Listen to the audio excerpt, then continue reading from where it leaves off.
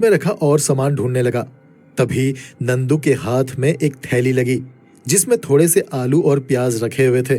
नंदू ने एक आलू निकाला और उसे चबाने लगा और फिर एक प्याज निकाला और उसे खाने लगा। तभी रंजीत के पीछे एक ट्रक बड़ी ही तेजी से आया और रंजीत के पीछे बार बार हॉर्न बजाने लगा।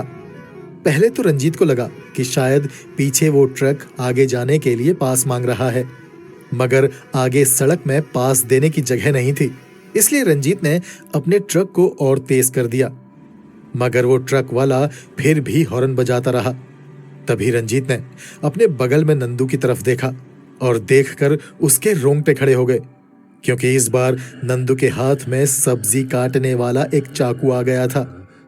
नंदू अजीब तरह से उस चाकू को देखकर हंस रहा था। उसके मुंह से निकलकर थूक नीचे गिर रहा था। आंखें अभी भी लाल थी। चेहरे के भाव किसी पागल साइको किलर की तरह दिखाई दे रहे थे।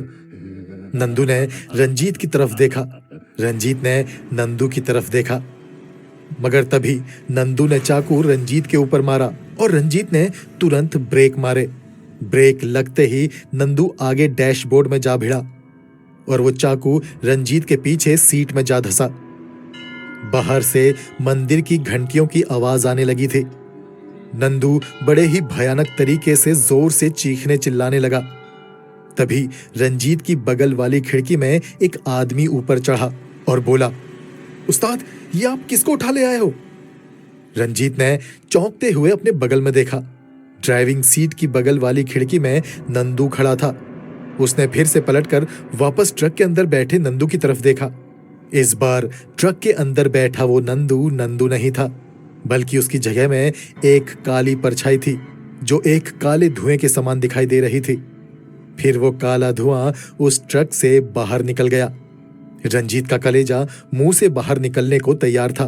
उसकी धड़कनें 200 की रफ्तार से दौड़ रही थी। नंदू फटाफट देवी माँ के मंदिर के अंदर गया और एक लोटे में गंगा जल ले आया।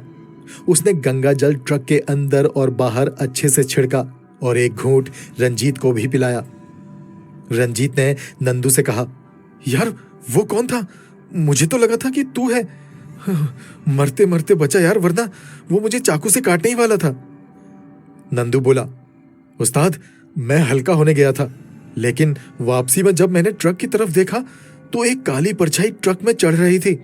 उसके बाद आपने ट्रक स्टार्ट किया और आगे बढ़ गए। मैंने आपको बहुत आवाजें दी, मगर आप बहुत दूर निकल गए थे। फिर मैंने इस दूसरे ट्रक वाले से लिफ्ट लेकर आपका पीछा किया। हम हॉर्न बजाकर आपको रोकने को भी बोल रहे थे, मगर आपने ट्रक और तेज कर दिया। खैर, जो भी हो, शुक्र है कि सही टाइम पे देवी माँ का मंदिर आ गया। उस रात के बाद रंजीत इतना घबरा गया था कि उसे 3 दिनों तक बुखार रहा और उसके बाद उसने फिर कभी ट्रक नहीं चलाया। अब उसका ट्रक नंदू चलाता है और रंजीत एक ढाबा चलाता है।